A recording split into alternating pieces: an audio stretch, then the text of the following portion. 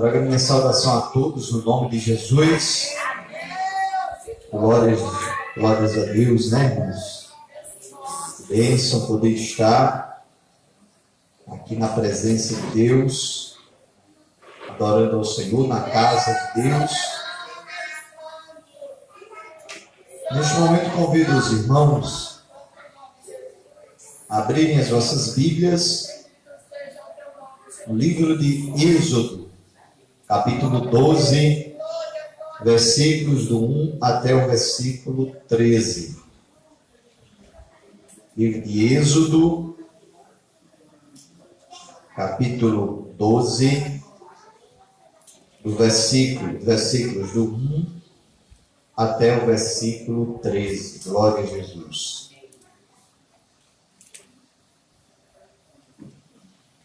Glória a Jesus. Êxodo 12, 1 ao 13. Diz assim a palavra de Deus. Disse o Senhor a Moisés e a Arão na terra do Egito: este mês vos será o principal dos meses, será o primeiro mês do ano. Falai a toda a congregação de Israel, dizendo: aos 10 deste mês, cada um tomará para si um cordeiro, segundo a casa dos pais, um cordeiro para cada família. Mas se a família for pequena para um cordeiro, então convidará ele o seu vizinho mais próximo, conforme o número das almas, conforme o que cada um puder comer. Por aí calculareis quantos bastem para o cordeiro. O cordeiro será sem defeito, macho de 1 ano. Podereis tomar um cordeiro ou um cabrito, e o guardareis até ao 14º dia deste mês. E todo o ajuntamento da congregação de Israel o imolará no crepúsculo da tarde. Tomarão do sangue e o porão em ambas as ombreiras e na verga da porta, nas casas em que o comerem. Naquela noite comerão a carne assada no fogo, com pães asmos, e ervas amargas a comerão. Não comereis do animal nada cru, nem cozido em água, porém assado ao fogo, a cabeça, as pernas e a fressura. Nada deixareis dele até pela manhã. O que, porém, ficar até pela manhã, queimá-lo-eis. Desta maneira o comereis, lombos cingidos, sandálias nos pés e cajado na mão. Comê-lo-eis à pressa, é a Páscoa do Senhor. Porque naquela noite passarei pela terra do Egito e ferirei na terra do Egito todos os primogênitos, desde os homens até os animais. Executarei juízo sobre todos os deuses do Egito. Eu sou o Senhor. O sangue vos será por sinal nas casas em que estiverdes. Quando eu vi o sangue, passarei por vós, e não haverá entre vós praga destruidora, quando eu ferir a terra do Egito. Amém? Glória a Jesus. Vamos orar. Meu Deus e meu Pai, nós aqui exaltamos e glorificamos ao Teu nome, porque Tu és o Deus Todo-Poderoso, Criador dos céus e da terra. E nessa noite, Senhor, nós entramos na Tua casa para adorar o Teu nome, para aqui rendermos o nosso louvor, a nossa adoração. Estamos aqui em sacrifício vivo, santo e agradável a Deus, que é o nosso culto racional. estamos na tua presença, estamos nos teus atos, na tua casa, meu Deus amado, para bendizer e adorar o teu nome. Abençoa toda esta congregação, todo este povo que aqui está reunido para adorar o teu nome. É o que nós te pedimos, a tua bênção, em nome de Jesus. Amém. Podeis assentar, irmãos. Glória a Deus. Amados irmãos, hoje as pessoas estão comemorando, que chamam, né, o domingo da Páscoa. A Igreja do Senhor, ela pode também cultuar a Deus e engrandecer ao Senhor, reconhecendo como, por exemplo, o domingo da ressurreição do nosso Senhor Jesus Cristo. A gente sabe que a Páscoa, ela, de muitas das vezes, ela está perdendo, muitas das vezes, o símbolo que realmente era a Páscoa. As pessoas, elas não entendem muito bem o que é uma Páscoa, o que é verdadeiramente a Páscoa. Se a gente for analisar na Bíblia Sagrada, a gente vai ver, a Bíblia fala em Páscoa. A Bíblia vai dizer o que é a Páscoa. E o crente, ele celebra a Páscoa. Eu vou já dizer como é que o crente celebra a Páscoa. Ele não celebra como o mundo celebra. Mas o crente, ele tem uma Páscoa. O crente, ele tem a sua Páscoa. Que é diferente dessa Páscoa que o mundo aí comemora. Porque a Páscoa que o mundo comemora está mais voltada a um coelho que bota ovo. Que a gente não sabe como é que um coelho bota ovo, mas está ligado a um coelho que bota ovo. E o ovo é de chocolate. O ovo é de chocolate que o coelhinho coloca.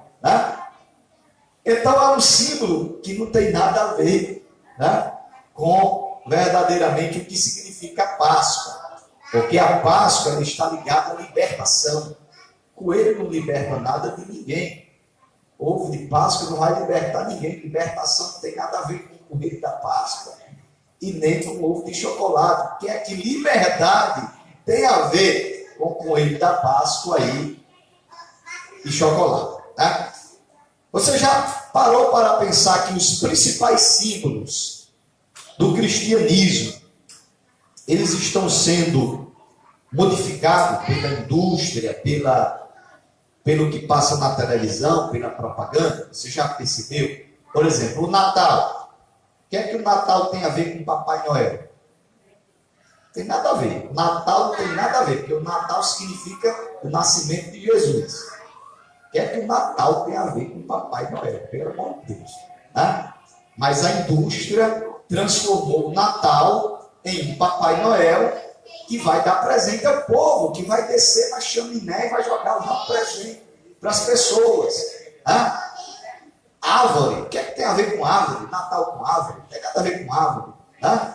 Árvore de Natal, não tem nada a ver, isso é um símbolo pagão. Não tem nada a ver, é o paganismo que colocou essas coisas e transformou o nascimento de Jesus numa coisa que não tem nada a ver. O Natal. Do mesmo jeito é a morte de Jesus e a ressurreição de Jesus, a libertação, que é a Páscoa, que significa liberdade, libertação. Transformar a libertação, a liberdade, que é o sentido verdadeiro da Páscoa, liberdade, libertação, transformar em um coelho que bota ovo de chocolate. Então, para você ver como os principais símbolos do cristianismo estão sendo transformados, estão sendo modificados a cada dia. A cada dia. Mas eu quero dizer para você, meu amado irmão, que a Páscoa está na Bíblia.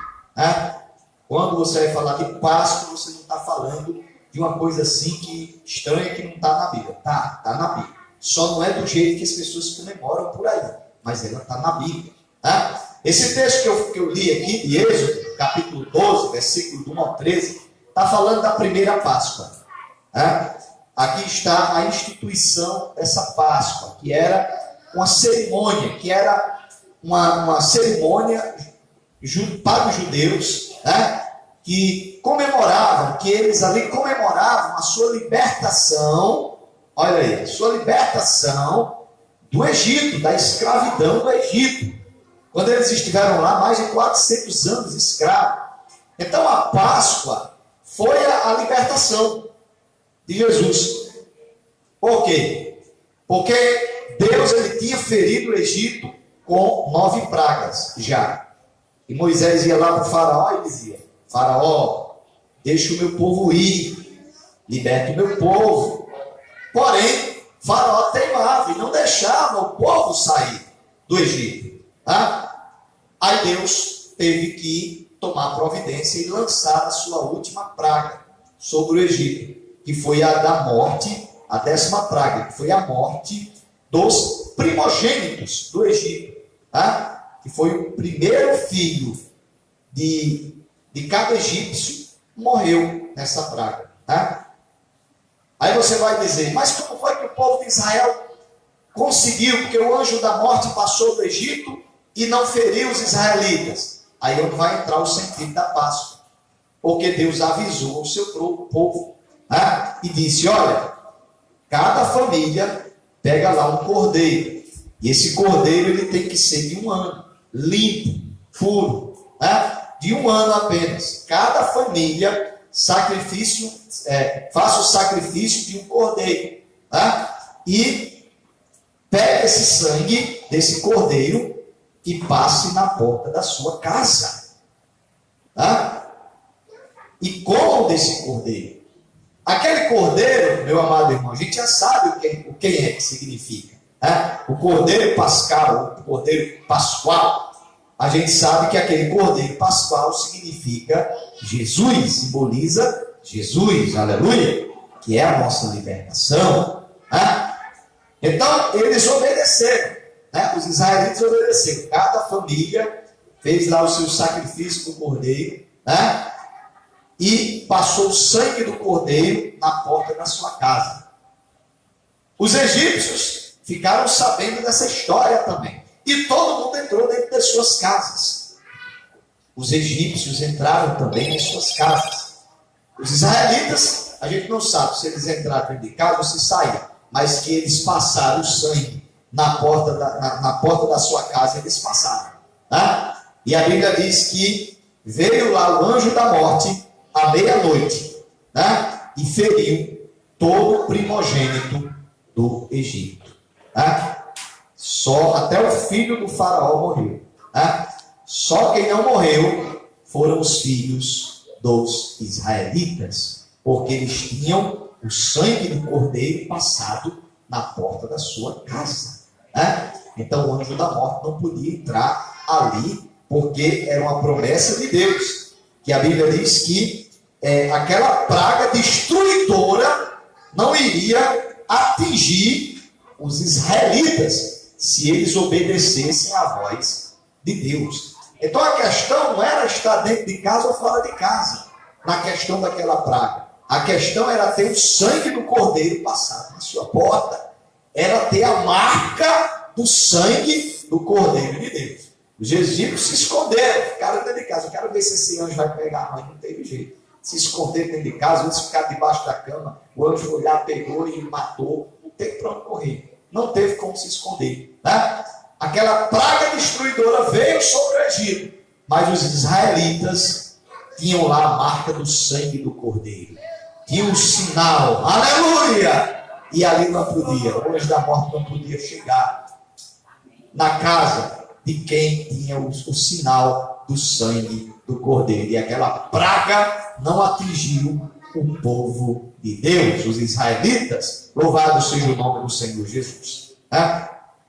Aqui é a Páscoa. Isso era a Páscoa. Tinha a ver com o cordeiro. E ali Deus disse que eles deveriam ficar realizando todos os anos essa cerimônia no primeiro mês, que era justamente o mês de Nisan, que é diferente. O calendário judaico, ele é diferente do nosso calendário, né? Do nosso calendário. O calendário judaico, eles têm, na verdade, eles têm 2 calendários judeus. Eles têm um calendário civil, né? E tem um calendário religioso. O calendário religioso, ele começa justamente, o primeiro mês é esse mês de Nisan, ou mês de Abib, que pega justamente uma parte do mês de abril, ou uma parte do mês de março, se eu não me engano, né? Pega abril e março, mais ou menos, né? Isso aí é o primeiro mês, né? É chamado mês de Abib, né? Era justamente nesse primeiro mês que eles deveriam fazer esse sacrifício do Cordeiro Pascual. No 14º dia do mês, eles comemoravam a Páscoa do Senhor. Tá? A Páscoa do Senhor. Com o passar do tempo, irmãos, aí começou a surgir alterações na lei, né? Começou a história do pode e não pode, né? Aquela coisa do pode e não pode, que muitas das vezes quer entrar até na igreja do Senhor, né? O crente pode isso, não pode aquilo, né? Não tem a história do pode e do não pode, né? Com o passar do tempo, começou a história do pode e do não pode, né? Fulano de tal pode participar da Páscoa, mas fulano de tal está imundo, está impuro, ele não vai poder participar da Páscoa. Né? Começou a história do pode e do não pode em Israel. E aí foi quando, estudando a Bíblia, você vai perceber que surgiu uma segunda Páscoa. Surgiu uma segunda Páscoa, tá? Que era justamente, que ela foi celebrada. Você vai encontrar em 2 Crônicas, no capítulo 30.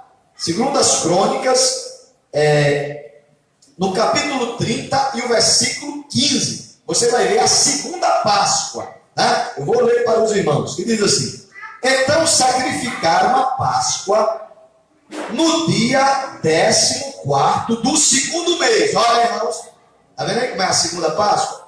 Era no segundo mês. A primeira Páscoa era no primeiro mês. Lembra que eu disse? Primeira Páscoa do primeiro mês, está aqui na Bíblia, quem entendeu? Tá? Era no mês de Abib, tá? Ou mês de Nissan. Tá?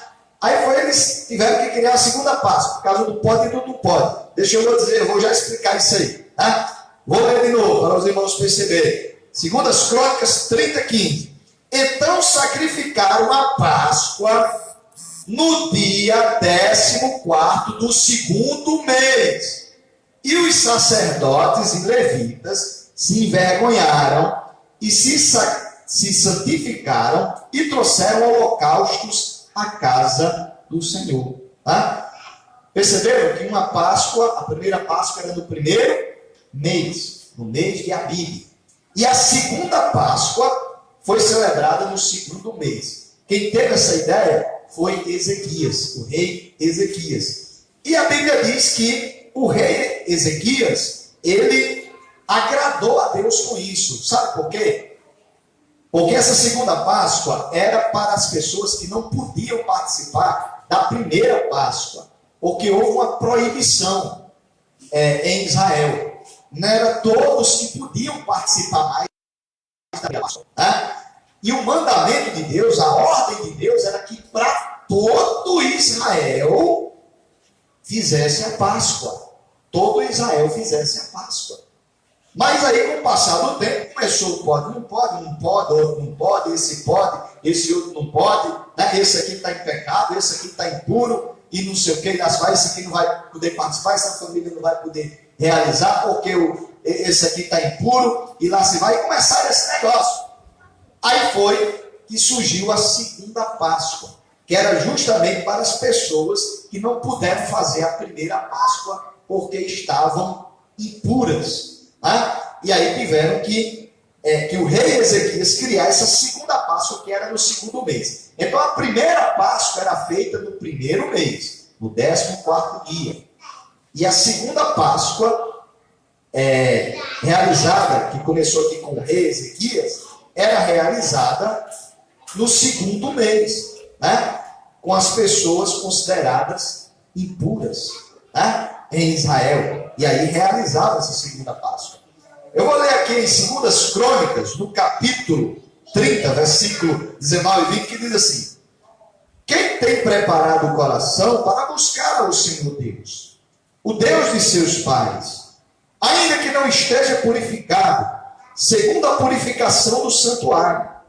E ouviu o Senhor a Ezequias, e sarou o povo. Louvado seja o nome do Senhor. Tá?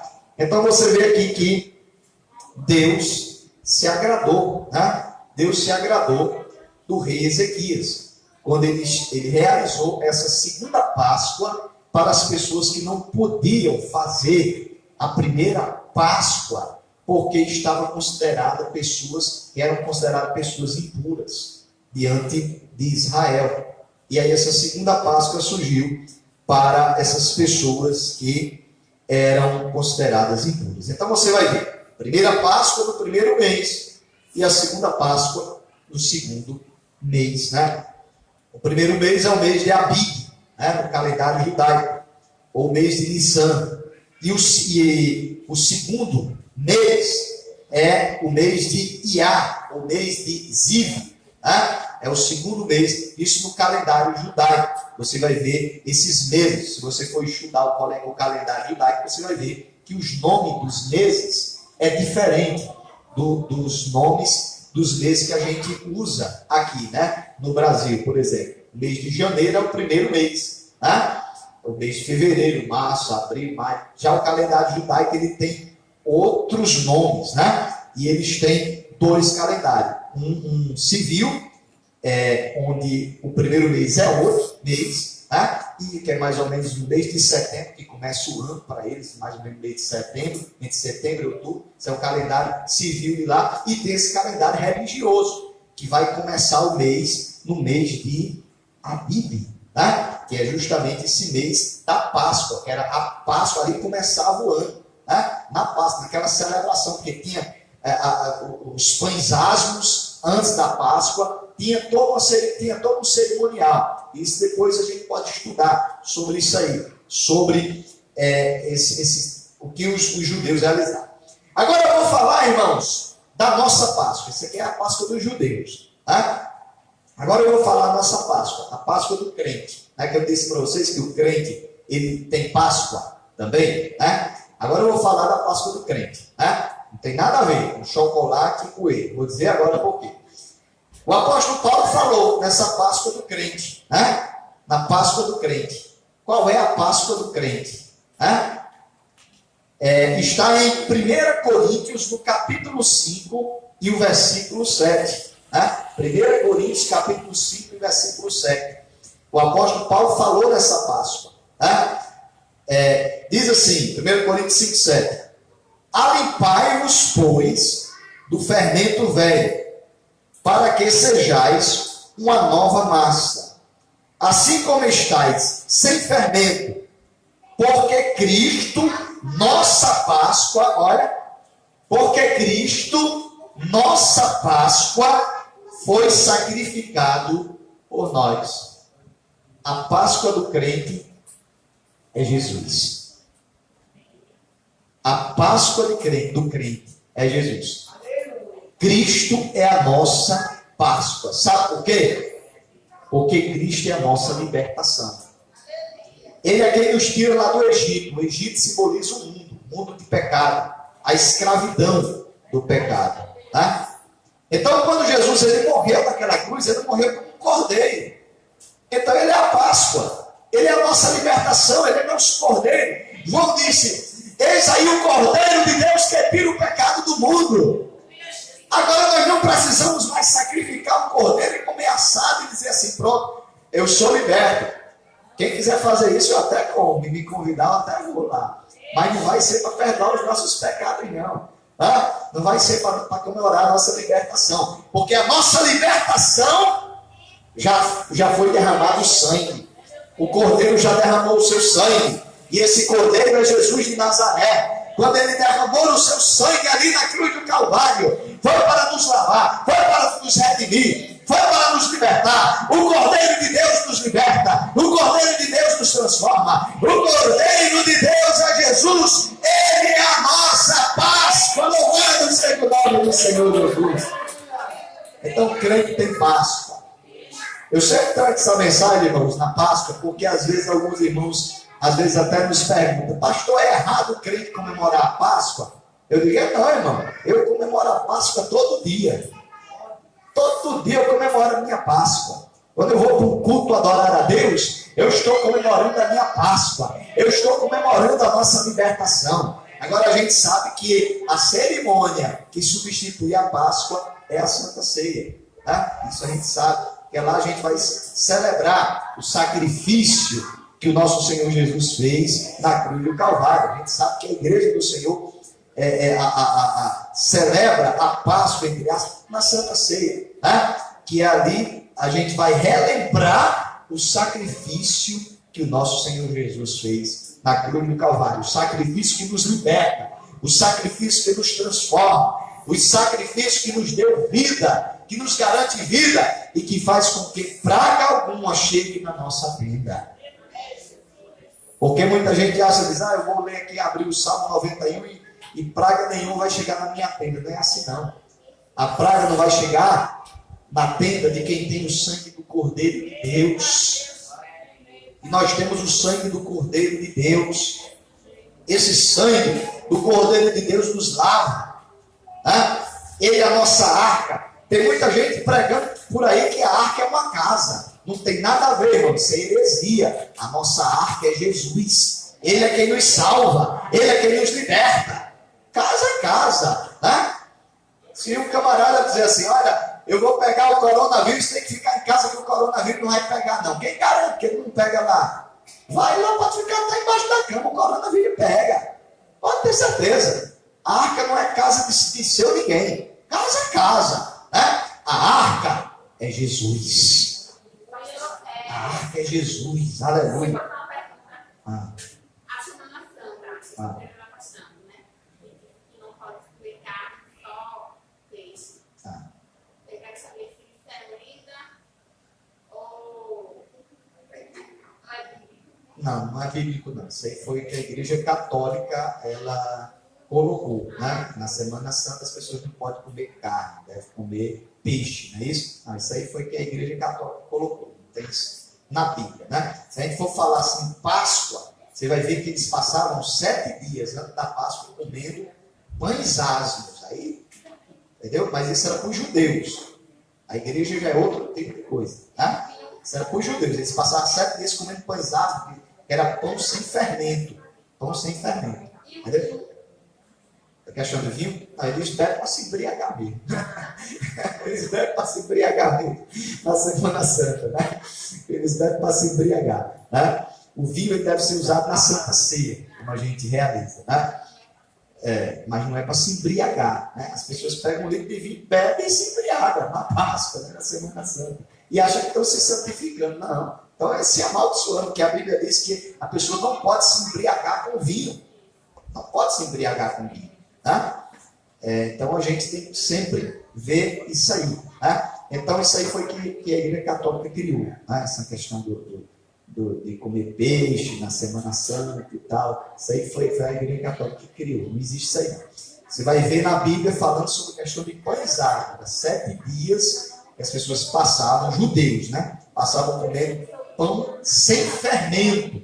Aí depois eles iam fazer a celebração da Páscoa, que era justamente, eles comiam o cordeiro assado, né, com pão, com esse pão aqui, pão asmo, né, pão sem fermento. Eles comiam o cordeiro assado. Então, Páscoa ele tem a ver com cordeiro, não tem nada a ver com peixe. Né? Peixe tem a ver com cristianismo, porque o peixe é o símbolo do cristianismo. Né?